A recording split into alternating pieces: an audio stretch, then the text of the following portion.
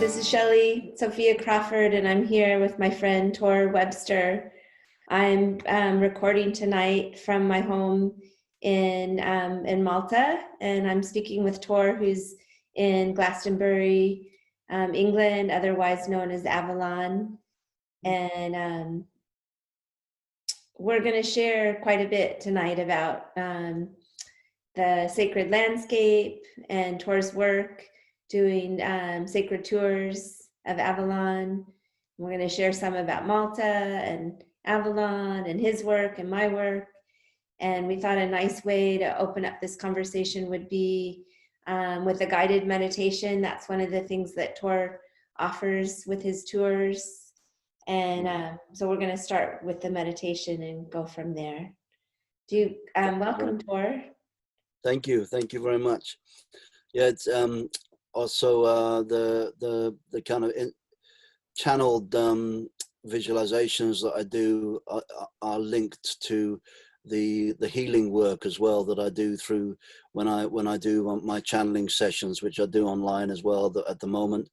But I've traveled to America and many places doing channelings and healing visualizations as well to groups and individuals. And so I'm a trance medium and channel the universal truth through also the Christ consciousness and the connection of that evolving love that we're all part of there.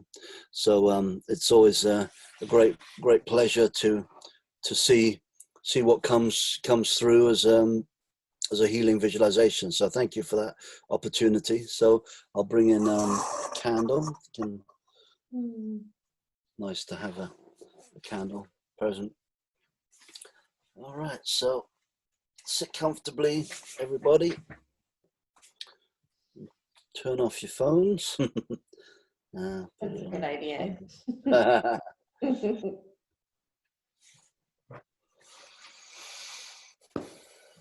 Take some deep breaths.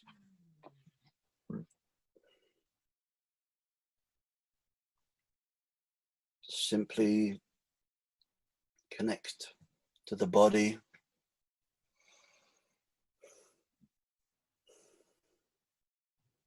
With every breath, feel more and more aligned to who you are.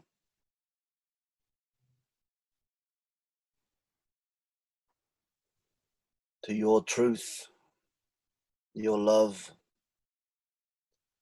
your connectedness to the light, to the earth.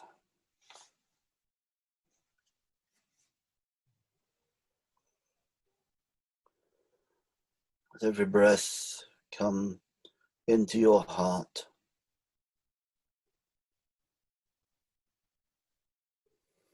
Be aware of the energy in your heart.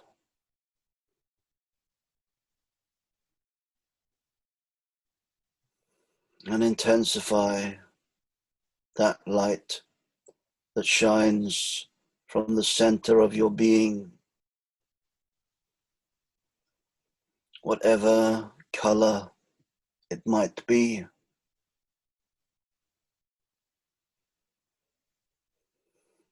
It changes often.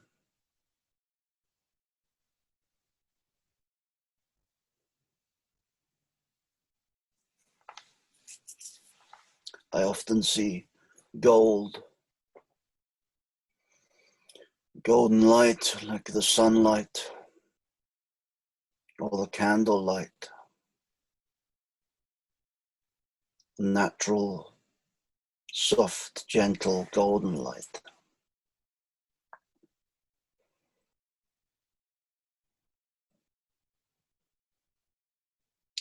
Be aware of that light expanding from your heart, filling your body and your soul like the sun, like the soul. Solar. We are all generators like the sun, like the planet. And that is what is important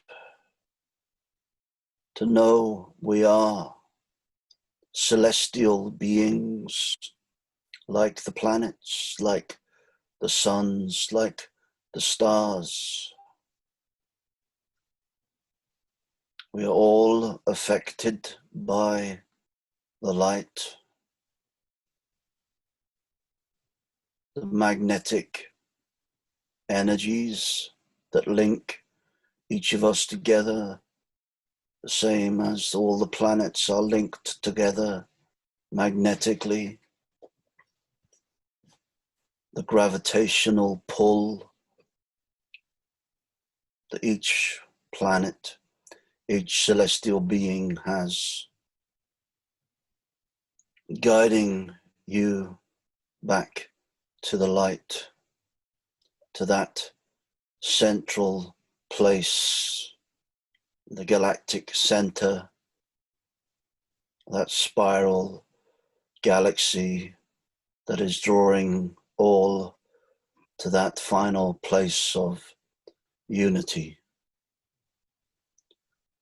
The way to find that final place of unity is to expand your consciousness. Spirals work in an ever moving expansion and implosion.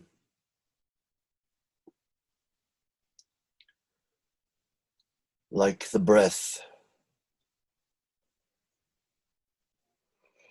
coming to the oneness, expanding out to the universe, into the oneness, expanding out to the universe. So when you feel overwhelmed by the choices of others, when you feel consumed by the choices of others, when you get trapped into a place that does not feel conducive to your own divine state of being, breathe that golden sunlight in to the center and out to the universe. And you will remember the microcosm and the macrocosm that you represent. And you will rise above the petty, fearful state that man often creates. And you shall liberate yourself to the light, to the love, and strengthen your soul again to be of service, to be giving and receiving of love, of the Christos, the Christ consciousness, which is the knowing of divine, the memory of source that is ever evolving in your heart and the hearts of everyone, linking everyone with that joy, that faith, that trust, that connectedness, the union. Brothers and sisters, young and old, black and white, all around the world, uniting through consciousness, beyond control, beyond fear. And that is how We rise through the silent knowledge of love, not through war or riots, but the silent, conscious connection with everyone in the world. And the internet is a good way to do this. So use it as a web of light, a web of love, linking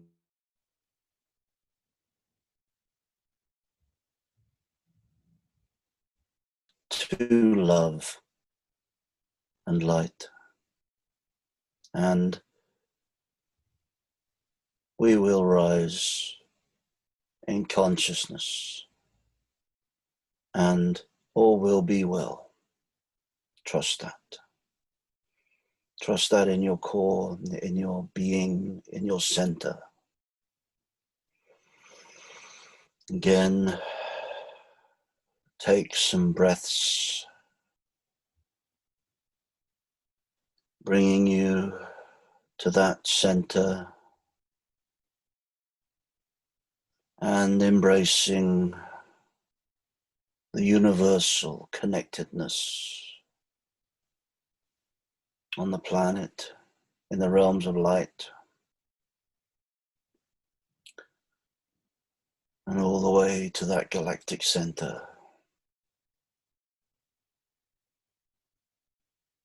The expanse of you is extremely beautiful and real. Trust in it. And now visualize your guardian angel. Everyone has a guardian angel. Come down and offer you a cloak that has been woven with sunbeams. You accept that cloak, give thanks for that beautiful gift. And you unwrap it, and it is shining with such beauty, such splendor. You place it over your shoulders, over your head, wrap it around you, and it reaches the ground, and you feel totally protected, grounded, and nourished in that light.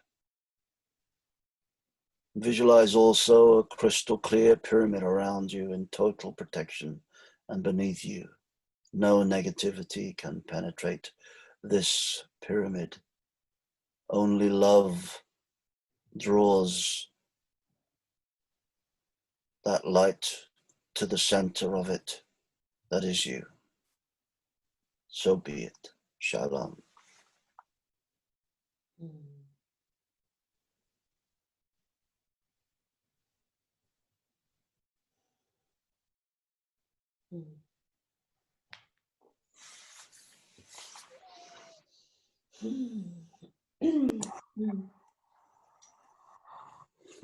Thank you. It was beautiful.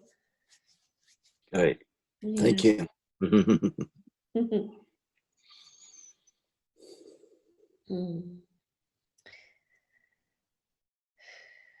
So yeah, just I feel like we're in a profound time and of opportunity to deepen our connection, our connectivity, and to nourish each other in our knowing. It seems like it's an important, and yeah. thank you for reaching out and suggesting that we have this conversation. And Thank you. yeah. It is such an important time to go inward and know thyself. That term, to know thyself, really came out of the teachings that I've been working with over the last autumn equinox, not the one just gone, but one 1999. That theme, to know thyself, came even back then, and throughout the time I was traveling in the States in January, February, March this year. kept on saying, know thyself, know thyself. And that a lot of people now have been talking about the retreat that people have been kind of not forced into, but kind of given the great opportunity to use this lockdown, this global panic, to stop and think, and to address and go inward and observe who we are and what we have around us, and to know thyself, to come into that, and to come into the love, because love is still being understood, because many people think that love is something that only couples can have, that are romantically connected to, or love that a parent and a child can have between each other. But love is so multidimensionally layered that it is from that the center of your being to actually to love even the darkest shadows inside of the depth of your being, to love that, which can be very, very difficult, into loving the divine heavenly light of the universe. So love is not something to understand quickly, or to kind of dismiss as something silly, or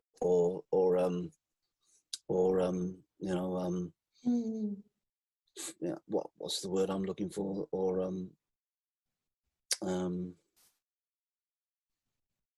just for fun. Do you know what I mean? It's not just fun love, it's heavy, it's dark, it smashes you in the face, and wakes you up into consciousness. That's what love does. We talk a lot about it in Glastonbury as the kind of the Glastonbury experience, which I'm sure that you've had at least one Glastonbury experience, but I know that I'm still having many Glastonbury experiences. So Glastonbury really is the chalice. The Glastonbury is like the chalice, and the chalice is you kind of are invited into the chalice to drink from the chalice, and really you don't know what you're drinking, what you're committing to. It can be a very pleasant experience, or it can be very troubling, and the chalice is actually like, I think, were you talking about the bloodline? No, someone else was talking about the bloodline. Yeah. But the blood is very important, and the chalice represents sangria, the holy blood, and when you incarnate, every time you incarnate upon the planet, you don't know what blood you're incarnating into, and that blood is like the chalice. It is that the essence of what you're receiving every time you sip from that chalice of and the chalice is love, but what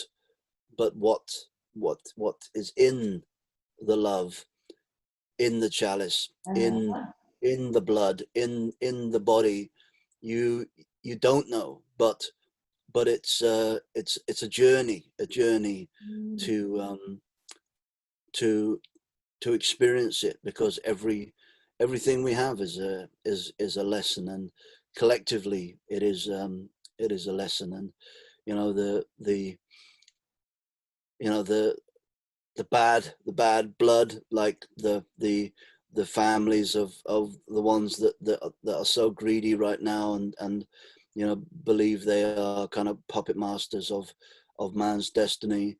We're all affected. We're affected by those bad bloods, and we're affected by the good bloods as well, which probably are still yet to really surface in their totality. They're still young. They're still of the Aquarian age, and I think that the children of light, or more the bearers of light now, because many of them are in their early 40s, that they are of the Aquarian age, and yet the Aquarian age is not fully recognized within the consciousness. So they're still waiting for the green light to really move forward into it. It's still like the old blood is being fulfilled, and I think that there's a lot of the good people of the past. They have already moved on because they completed their role in the Piscean age, So we like in other words, transition. you're seeing that we're sort of in a transition point of in our awareness collectively, where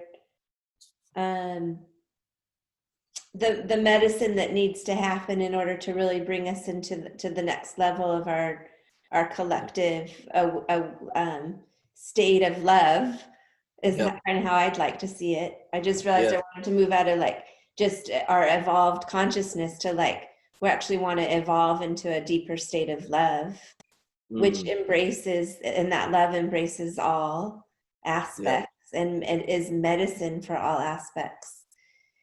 But that I kind of hear what you're saying is like there's medicine carriers of the wisdom or the knowledge or the energetics of what's possible. And you're sort of saying that some of those carriers have actually already left the planet. Of the past, the carriers of the past. And that others are still sort of holding that vibration, but they're yet to fully come online, and for example, because it's just not quite time for transition. The new wisdom keepers of the Aquarian age, and I think that most of the wisdom keepers of the Piscean age have fulfilled their purpose, and we're in a transition now to kind of like set the scene for the new, So it's kind of, it reminds me of that time when you're sort of just plowing the fields and taking out the weeds and getting ready for the seeds that are going to rise up and shoot and be the growth that is the next year, season in the garden. And look at the time of Christ, when and there is a direct link to the word Christ and crisis. So in the time that Christ was embodied, and he was setting the foundations for the Piscean age, it was a mass crisis, because the Roman Empire were really laying down the law and trying to again create world domination, and they wanted to control the coming Piscean age. And in some ways they have succeeded, in many ways they have not succeeded. I'm talking about the Catholic Church, but Christ was a bearer of light in the same way that these new Aquarian bearers of light are. And he was 33. He was 33 when he died. He was a young man. you know. And Mary Magdalene was slightly older than him, probably only, you know, maybe 10, 15 years older than him, similar age to Mary the mother. They were all young. They were our age, you know. They were the forerunners, you know, supported by the older you know, visionaries like Joseph of Arimathea, but many of the disciples were very young, you know, and I think that's where we are. We are experiencing a global crisis again of greed and desire of world domination, and the seeds are yet to really be sown, you know, that we're just waiting.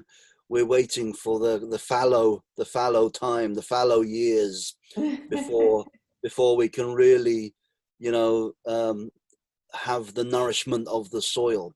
The teachers that I channel, they gave me a beautiful visual for this time. They said that the Piscean age, which represents the fish, was man going deep down into the depths of the ocean, into the darkest, deepest parts on the surface of the planet, and going into those depths of, you know, which represent the man's psyche, man's need to express and to learn about all the levels of consciousness, from the highest to the lowest. And now those fish are rising again back to the surface, and when we break through the surface, it will be like the masks are ripped off and we're going gasping for air for the first time ever, and you know, coming out of that fish, kind of like you know, the kind of early beings upon the planet coming into fish and getting our legs and going onto the land. And we're greeted as we break through break through to the surface from the depths of the ocean. We're greeted by this beautiful mist, like this etheric, beautiful golden mist that is being poured from the heavens, from the water bearers of Aquarius. Wow. So that's kind of where we are now, and we're just about to surface, you know, and recognize, you know, our place and our role within the planet. But there were many fish that really enjoyed being in that darkness, in that depth of the ocean. They felt comfortable there, and they don't want to come out of that place, you know. But they're going to be left behind, you know, because that's not where we're meant to be, you know. Yeah, it's like there's this inevitable emergence into a more expanded understanding of ourselves and our relationship with the planet and each other, all of it. We can just kind of like, I can, the feeling is so good, right? It's like, I almost feel like I've been a bit this, like treading water, like up towards, you know, like seeing the light and treading and like that push into emergence. And yet the feeling right now for me is like, I can't do that alone. That's a collective choice point almost, you know. Each person is a conduit for something that is actually kind of a collective kind of, like, you know, that's that collective evolution. Yeah, so we have to radiate our yeah, like an acupuncture needle of light. We're all like acupuncture needles all over the planet that are bringing that light into the planet, you know. Everybody has their place to be. And yeah, and that knowing, that deep knowing, and you know, for however each individual has been training or the experiences in their life that's brought them to this point where they could be at the point of kind of confusion that we're at collectively right now, like in terms of the outer picture. There's a lot of like overlays of confusion and chaos, and so each individual, whatever it's taken for them to kind of get to that point where they're just holding their own knowing, you know. and like how, and then how can we support each other in deepening that, you know, what can we do in that? So I really liked that part of your meditation, and in that we have almost a responsibility now to create more waves of connection and understanding and opportunities to also kind of to like look around and see who's holding that point and say, yeah, right on, like, guess what, I'm still standing here too.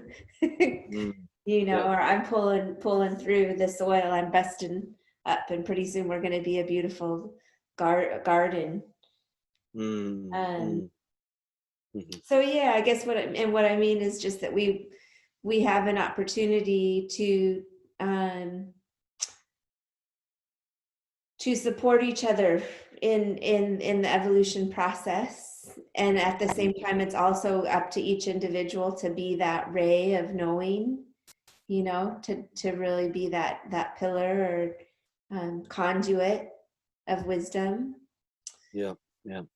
And I guess the other thing I'm kind of aware of is, like, some people, including myself, I can feel there's places where there's a sense of being a bit shell-shocked from the confusion. You know, like when you've been suddenly, something like has shifted rapidly. I mean, the world is doing some weird things right now. Like there's an overlay of fear, you know, and so it's a beautiful time to. Unknowing, you know. Go ahead. What did you say? And unknowing, you know, the fear is kind of in that not knowing what's going on, and you know, when we might be able to go back to the way it was, you know. Right. There's a lot of to go back to. Yeah. And sometimes I ask myself, well, what if, you know, like, well, I even feel this way, that being in the unknowing is a good thing. I mean, we never really were in anything that was solid. We just we were having the experience that certain things were solid. And so if more people have to be in the unknown and have acceptance for the way things are, that's a good thing, in that maybe we're beginning to learn a kind of adaptability, but not an adaptability that's like just going along with things because by something that's defined something for us. Like we can't, for example, you can't travel, so then you feel stuck, right? And like, but I think that's okay, you know, because we have other means to communicate and to share and to learn, and I think that's where we are now, because I think that people have been in the past, and I've been the same, you know, that we think we want to travel the world and run around and you know, and burn a lot of fuel in planes and cars, and you know, and throw a lot of money away, you know, in accommodation and food and but really, you know, I mean, that was great. It was invaluable, you know, experience that for me, but I could have learnt even more probably by staying in one place and reaching out to the world, meditating and building connections online and learning online about what other people are doing all over the world. And you know, the world is getting smaller, you know, and I can communicate. I decided to do, you know, reach out to friends who inspire me, like yourself and other people, and I'm doing videos with people all over the world, you know, people that I've either met here in Glastonbury or people I've met out there in the world, and most people I've met in Glastonbury. So I'm connecting with this series of videos with people in Australia, America, you in Malta, in Africa even, and Mexico, and you know, and it's like it's a building a grid, you know, building a conscious grid, you know, where we can, you know, communicate with people all over the world, and also Hawaii actually as well. A friend of mine, I spoke to and made a little video about his connections. So you know, it's we don't need to spend a huge amount of money and resources to travel to these places. You know, we can do it from our home, and you know, we can support each other who are offering, you know, different connections, you know, with what they have to offer through these new means as well online. Yeah. Yeah, and that's actually been a big part of my process, especially in the last, I think it's 33 days now. I've been going out, I've been waking up every morning and going out for sunrise. And I just kind of let my feet take me where I need to go, out onto the land. I'm living in a village that's right on the edge of nature, like farmers' fields, and then they just kind of make their way down to the shoreline. And so that's giving me a beautiful landscape to just really go into that kind of just being present. Like I don't have to go very far to really discover where I am. And then I can't tell you how satisfied I am in just being present with where I am. Like every nuance of the morning is a gift, is what I'm discovering. Every beautiful thing that I can observe and be present with in the landscape and in nature and in myself. There's so much to journey in. It just in that, you know. And then that's by being present with my experience, that's creating resource that I can share with others, you know, that can be a reflection, hopefully, to inspire and nourish and yeah. And then the other thing that I started doing was I also got involved in about 6 months ago, I started gardening with a group of people. So farming together. And so for me, that was another way that I could really commit myself to the land and be present where I'm at, and to the natural cycles of sustaining. And so we're learning, right? We're learning that there's something valuable in just being present with where we are, our geographical home, our place, our spot on the earth, like celebrating that arrival wherever we find ourselves, and then letting that be something that we then becomes the medicine that we have to share with each other. Yep. And which I feel like, I mean, you're poised beautifully to do with your tours. You know, and you were doing so, you know, for so many years now, you've been leading people in person, and now you're going to start doing these virtual tours.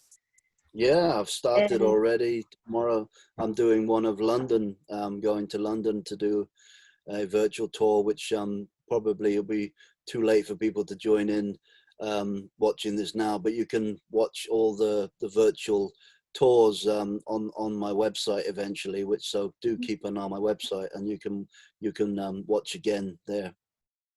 Cool. And so with the virtual tours, does that mean that you going to be actually recording live and out on the Yeah, land with your yeah. camera and talking Yeah, and sharing, or?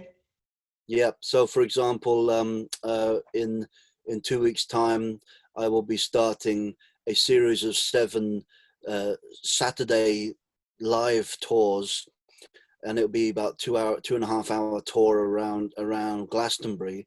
And every week, I'm going to focus on a different chakra, because I do a chakra tour around Glastonbury. Mm.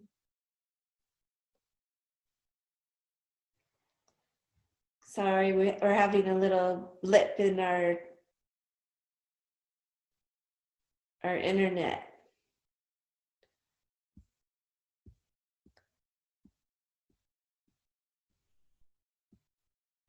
Can you see me, Tor? Hmm. Hi.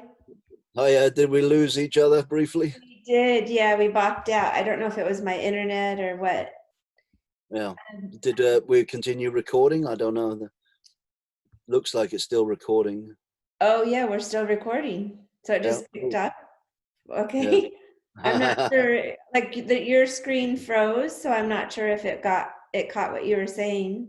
Mine was continuing. But Oh good, so maybe it it might have, captured what you yeah, were saying. Yeah. maybe, yeah. But you can find the information on my website, tours.tours or tour of the tour.com. I've got all my virtual tours there laid out, and also on Facebook as well, my tour of the tour Facebook group, so you can keep an eye on things there and connect in.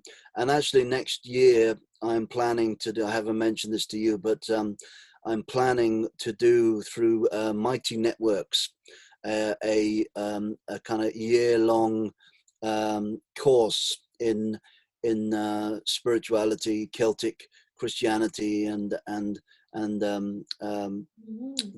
recognizing each of the equinoxes and solstices and quarter festivals, where I'll be doing a channeling and a guided visualization for a small select group of people that want to actually go deeper into that, and what Glastonbury and the Celtic Christian connections and spiritual connections of both the Nordic Celtic world and also the spiritual Christian world as well. So that will be guided by my teachers in a trance medium fashion. So Mhm. it'll be very, very deep and very personal to the group that gathers. So do keep an eye out for that. If you're interested, give me a shout.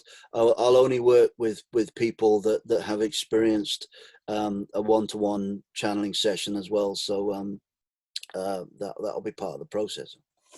And so when is your course going to start? Do you have a set date for the I'm beginning, or? Yeah, first of February, for in bulk, and connecting to that, and then ending in the winter solstice. Cool. Of the year, like it's going to be a whole year Yeah, long journey in bulk to solstice. exactly. Yeah, yeah, Nice. yeah. Wow. The So wheel that's of the actually fair. Well, in terms of the way time moves, that's fairly soon, right? It's yeah, yeah, this February.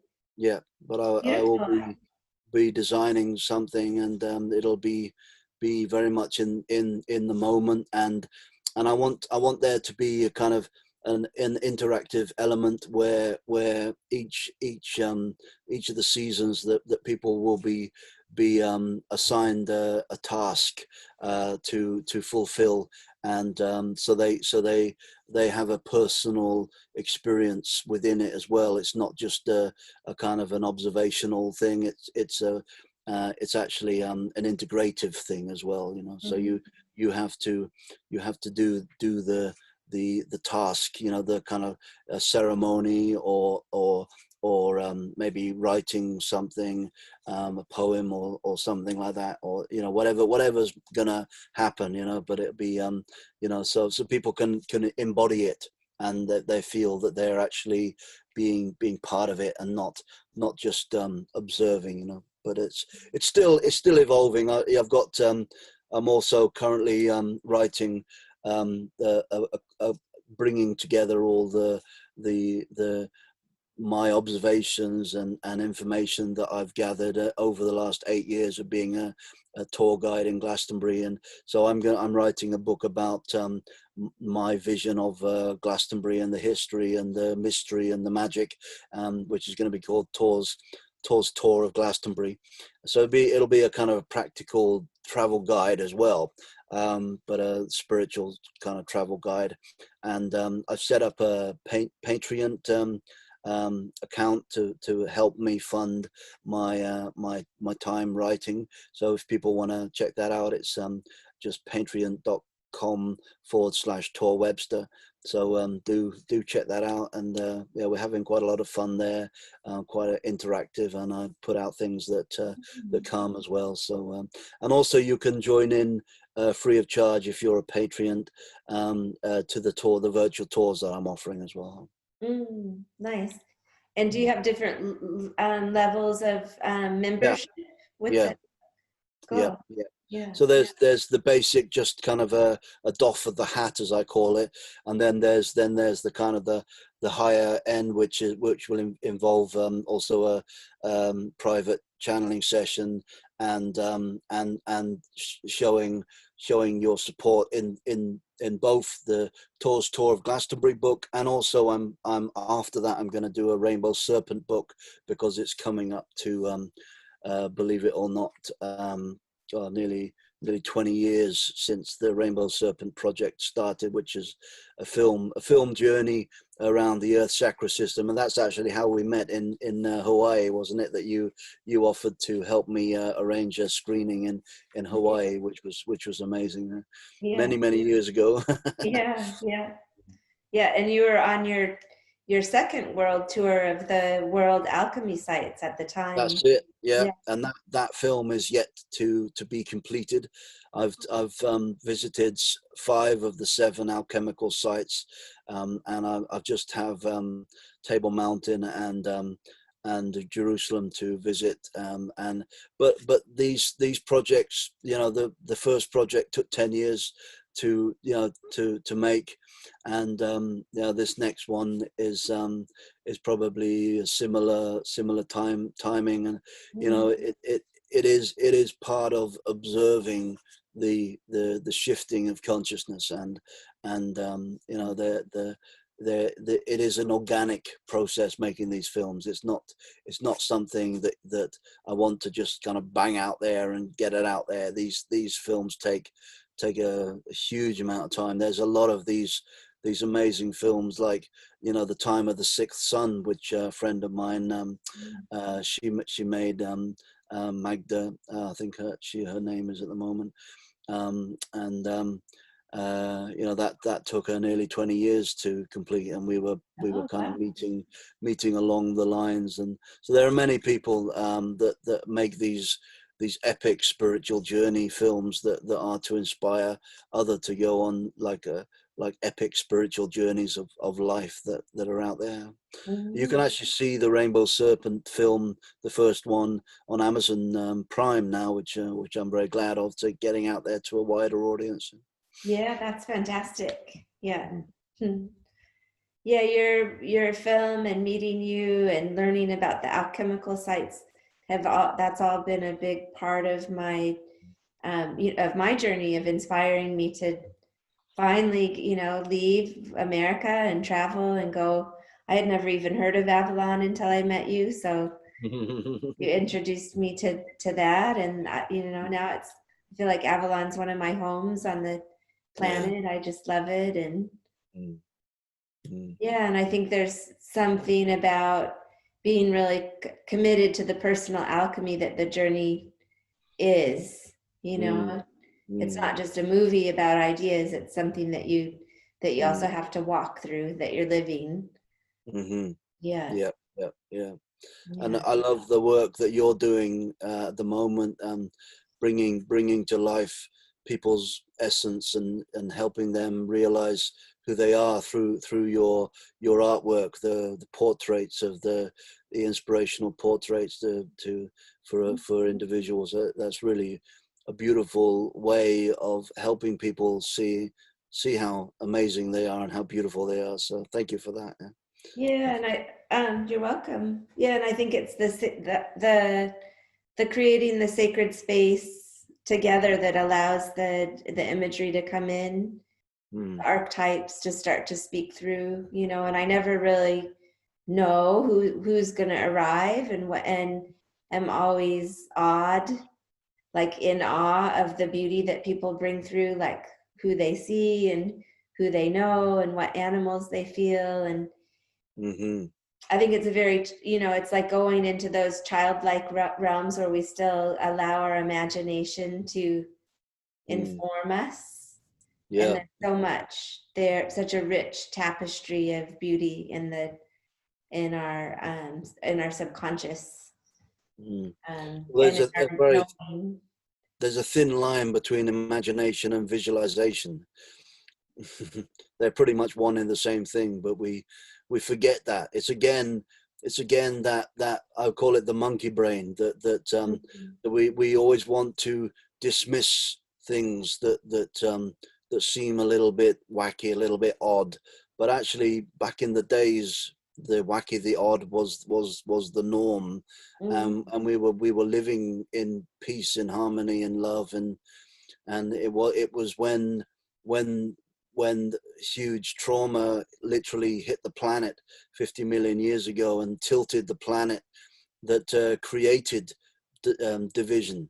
Before that, it was in harmony, it was in paradise, and everybody had everything. It was, the fruit and vegetables were abundant throughout the year. We didn't have to depend on a seasonal thing and preserve things for the winter, and fight and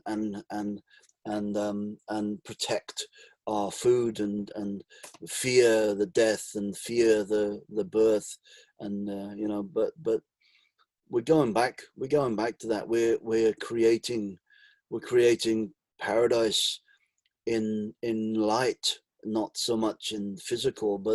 And I think that even the physical paradise might, maybe the planet will right itself again, and we'll be able to bring that paradise of light, the promised land, which is actually of light, of trust, of an inner outer world. That it was never meant to be a physical place, the promised land. It was an inner place of connectedness. But maybe the planet will right itself again and bring us back into that physical paradise. So who knows, maybe in our lifetime.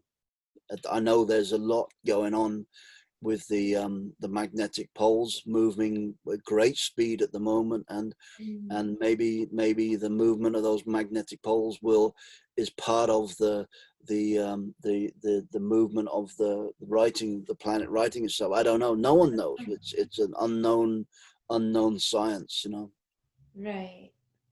I guess I'm quite an optimist about Earth's ability to right herself, and humanity's ability to come online.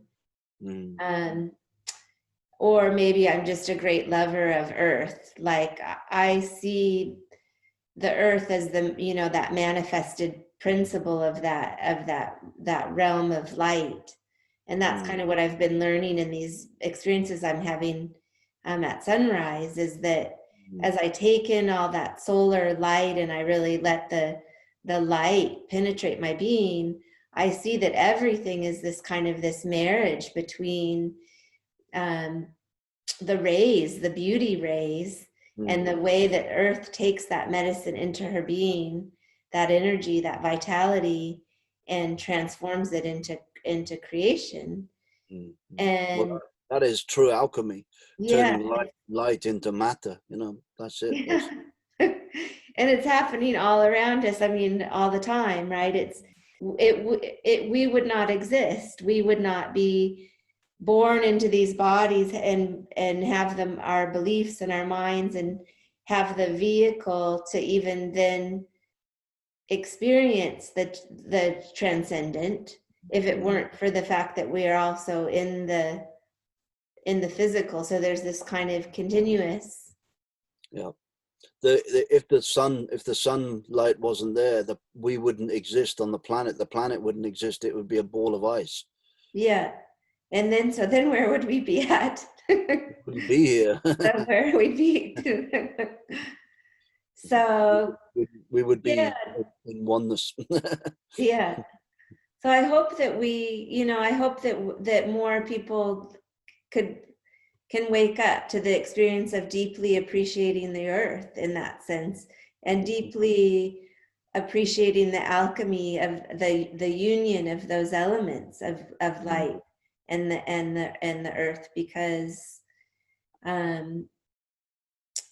I sort of feel like this. I don't think they desire to be understood or to be recognized. I think it's everybody has their role within the planet, and there needs to be those fish still in the depths and darkness of the ocean, and never seeing light, never being aware of light, never leaving, like in these cities where sometimes you don't even see light for a few days. Maybe you're like some of I think where was it that I think it was even Singapore or somewhere like that, where basically and actually even Canada as well,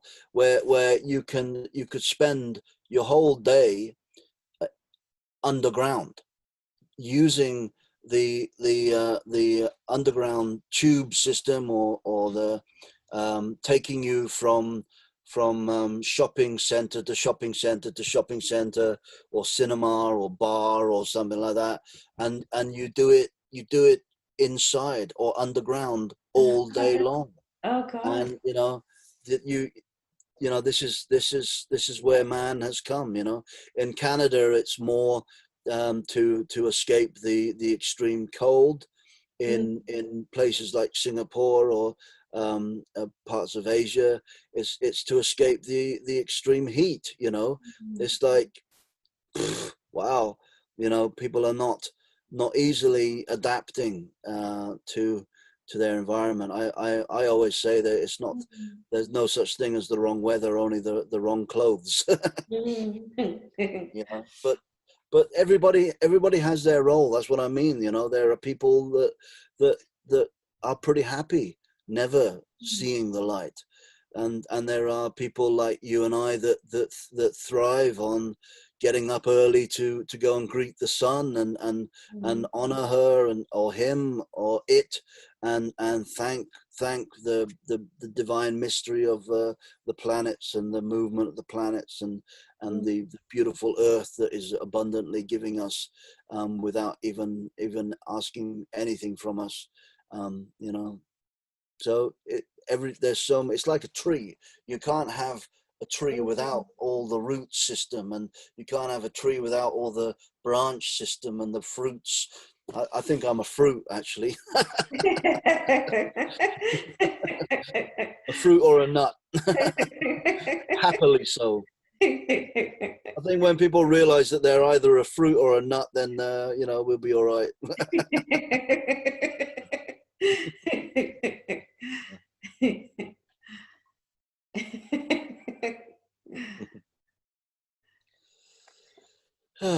All right. That's a good note to close on. Yeah. Well, so long, fruit or nuts. May you thrive and be delicious. See you on a branch somewhere. Yeah. Good to speak with you, Tor. Thank and you. Yeah, blessings. Yeah. Lovely to connect with you as always, and enjoy Malta, and look forward to either seeing you in Malta or seeing you back in Avalon, however our paths cross, or in Hawaii again, who knows? Yeah, who But knows? thank you. Lovely to connect with you, and thank you for this time and opportunity to share with the world what we're doing, and yeah, may Yeah. it thrive for you. Yeah, thank you. Thank you. Take Shalom. care. Bye. Hmm. Hmm. Hmm. See you later. Aloha. Bye. Hmm. Cheers.